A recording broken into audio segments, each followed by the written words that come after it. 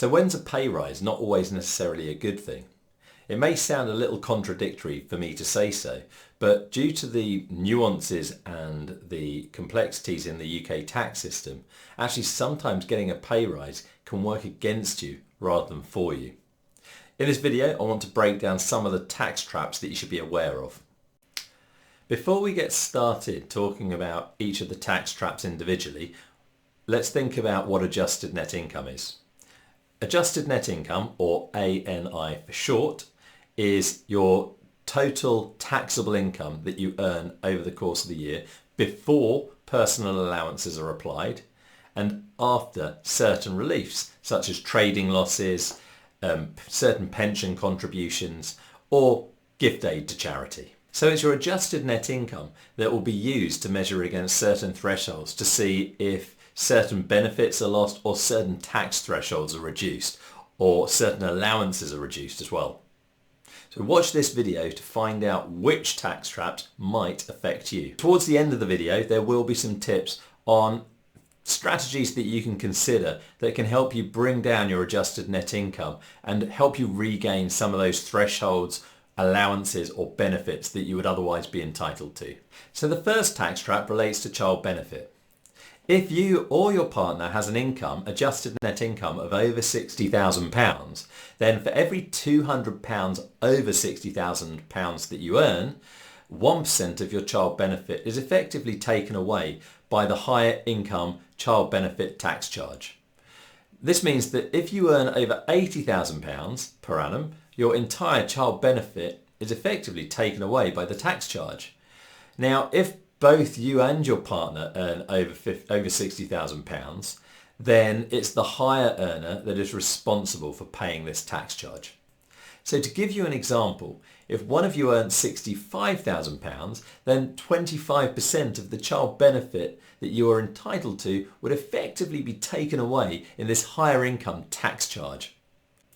An interesting nuance with the higher income child benefit tax charge is that if the total household income is over £60,000, but let's say it's split between the two of you, so you're both earning £50,000, then you don't actually lose any of your child benefit because neither of you on your own has over £60,000 in adjusted net income.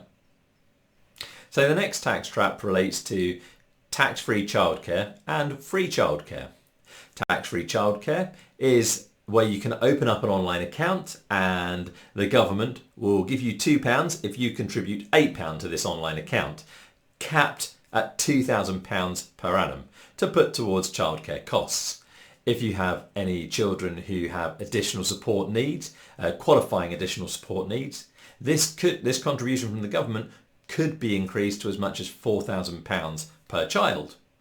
In addition to that, you could also qualify for children between 9 months and 4 years to 30 hours of childcare, free childcare paid for by the government per week. Now, of course, this could equate to thousands of pounds per year. However, if either you or your partner has adjusted net income of over £100,000, this is lost entirely. So if you got a pay rise that took you from say £99,000 to over £100,000, you lose benefits, free childcare and tax-free childcare that could equate to thousands per year, effectively negating the pay rise that you got. So the next tax trap is to do with your personal allowance. Now, if it wasn't bad enough that your pay rise has just pushed you over £100,000 and you've lost potentially thousands of pounds of childcare, free childcare that you would be entitled to if your adjusted net income was under £100,000, well, to add salt to the wounds, now if your income is over £100,000, for every £2 over £100,000 your income is, your personal tax-free allowance of £12,570 reduces down by £1. So effectively, the personal allowance is getting shifted down, so you've got more basic rate tax at 20% and you're in the 40% tax bracket effectively making you a 60% taxpayer for all income between £100,000 and £125,000. So perhaps where you might not qualify for childcare because you don't have any children, it's pretty sore if you have earnings between 100 and 125,000 odd that is now being taxed at 60%.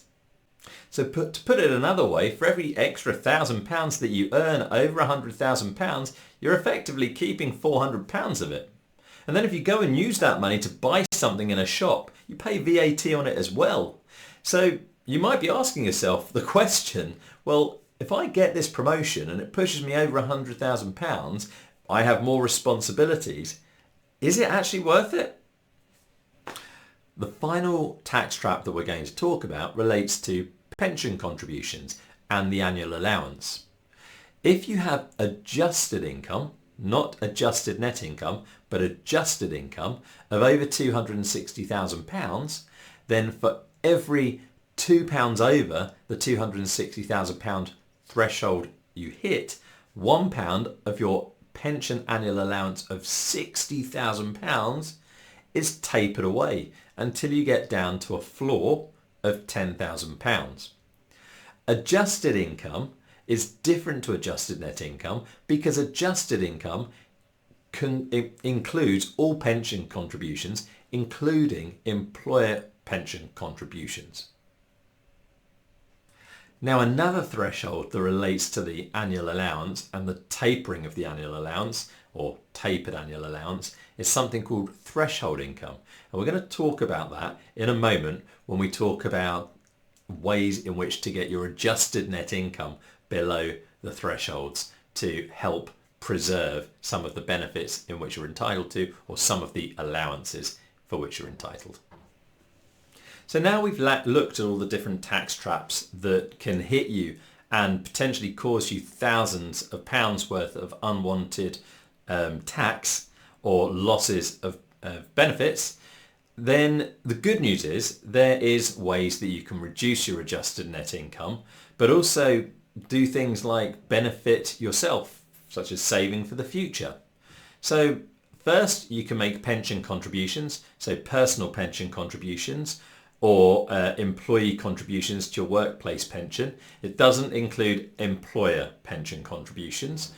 The gross contribution that you make will reduce your earnings and your adjusted net income for the purposes of calculating whether or not you're over the £60,000 mark for child benefit or the £100,000 mark that can affect childcare, tax-free childcare, and also push you into the point where you start losing your personal allowance. In addition, you can also make gift aid donations. But also, if you own your own limited company or run your own partnership, speak to your accountant, see if there's ways that you can structure your income so much so that you're either both below the £60,000 mark, or if one of you is over the £100,000 mark, you could restructure it so that you're now under the £100,000 mark to save some taxes or gain back your free childcare. Salary sacrifice is also a great arrangement where you can sacrifice some of your income contractually, reducing your income down, but put it towards other things that you might need, such as bikes or electric cars, or towards pension contributions again. Now, there are pros and cons to salary sacrifice, so you should look into it carefully.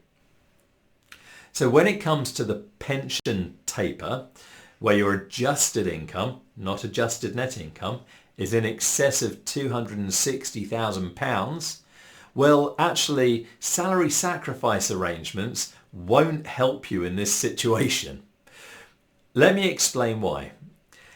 Threshold income is calculated using your total taxable earnings. So this could include a car allowance, it could include a salary, plus any salary sacrifice arrangements that have been in place since 2015, minus any personal pension contributions, gross personal pension contributions that you might have made. This is how you get to your threshold income. Now, if threshold income is over £200,000, you need to check your adjusted income to see if that is enough to bring down or to breach the £260,000 mark and bring down your annual allowance. Remember, the adjusted income is inclusive of any employer pension contributions. So using an example, Karen has an employed income of £265,000 and a car allowance of £5,000 this tax year. Her employer pays a contribution of £20,000 to her pension scheme. She's also using a salary sacrifice arrangement that was set up this year, so after 2015, to pay a further contribution of £20,000 into her pension scheme. So we can tell, because her income is over £200,000, that her threshold income is breached. So calculating her threshold income, you would take off any gross member pension contribution paid, whether under the relief at source arrangement or if it's under the net pay arrangement. You would add in Karen's contribution of £20,000 via salary sacrifice. That would make her threshold income £265,000 salary plus the £5,000 car allowance plus the £20,000 salary sacrifice pension contribution that she made. As her threshold income is over £200,000, then the tapered annual allowance would apply. So we need to calculate how much her tapered annual allowance actually is, or how much her annual allowance has been tapered away. To do that, we calculate her adjusted income. So add in any employer contributions. So we now add in the £20,000 that her employer made as well. Added to her salary sacrifice arrangement of £20,000, that's a total of £40,000. This means that Karen's adjusted income is £265,000 plus the £40,000 that's gone into her pension plus the £5,000 car allowance. This equates to £310,000. So therefore, you would take the £310,000, remove the £260,000 threshold at which the annual allowance starts to taper away, and then divide it by 2. Because for every £2 over, £1 is removed. That means that her annual allowance goes from £60,000 minus £25,000, leaving us with £35,000. Now the problem therefore she has is, well, she's done £40,000 between the salary sacrifice arrangement and the employer pension contribution into her pension this year. And that's breached her annual allowance, which has tapered down to £35,000. It's breached it by £5,000. What this means is she's going to be liable to an annual allowance charge. This is, of course, unless she has any available carry forward from previous tax years that she can bring forward. The annual allowance charge is effectively based on her marginal rate of income tax. Now, one way that Karen could have potentially got round this problem is if we rewind just ever so slightly to look at her, go back to considering threshold income. Well, her threshold income could have been deducted by a personal pension contribution, a gross personal pension contribution. Now, potentially, it might be unlikely if she's been a high earner and been paying a lot into her pension over the last few tax years, but potentially she could carry forward previous 3 tax years. So let's just say she joined this new company and this was actually her first year there, and she had actually been a previous member of a pension scheme 5 years ago, and she had paid in a little bit when she was working before, and then she'd been on sabbatical for the last 3 tax years. Okay, well, there's a lot of assumptions here, but let's assume that she has. So she hasn't contributed to any pensions at all whatsoever. Well, she could bring forward the unused annual allowances from the previous 3 tax years. So that means that she could make a pension contribution, a personal pension contribution, gross of £110,000.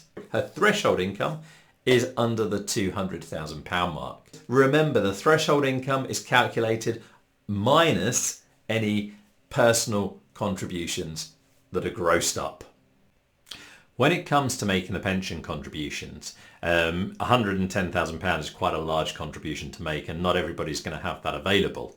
To actually get Karen below her threshold income, remember, threshold income doesn't include the employer pension contribution. So actually she could have made a £90,000 contribution to get her below the £200,000 required mark for the threshold income. And if their threshold income isn't breached, no need to calculate whether or not the annual allowance is tapered away. Another thing to bear in mind for that contribution, although it does seem like quite a large contribution, going back to the example with £110,000 contribution, if she had made a £110,000 contribution, she would have got 20% basic rate tax relief at source on this personal contribution to her personal pension. So that would effectively be £22,000 being added to her pension pot for her to spend at some point in the future. Remember, it's possible to take up to 25% of the value of your pension pot out currently after you've hit age 55. This will be changing to 57 in 2028, but currently the age is age 55, and it is capped at the lump sum allowance of £268,275. As Karen is a 45% taxpayer as well, she could claim an additional 25% tax relief, £27,500, via her self-assessment. So the total tax relief would actually equate to £49,500 on that £110,000 contribution. So it's the actual contribution itself is costing an awful lot less than £110,000 because of all the tax relief that Karen would get. I hope you found the content of this video useful. If you've enjoyed the content, please hit the subscribe button. And that's all for now. See you next time.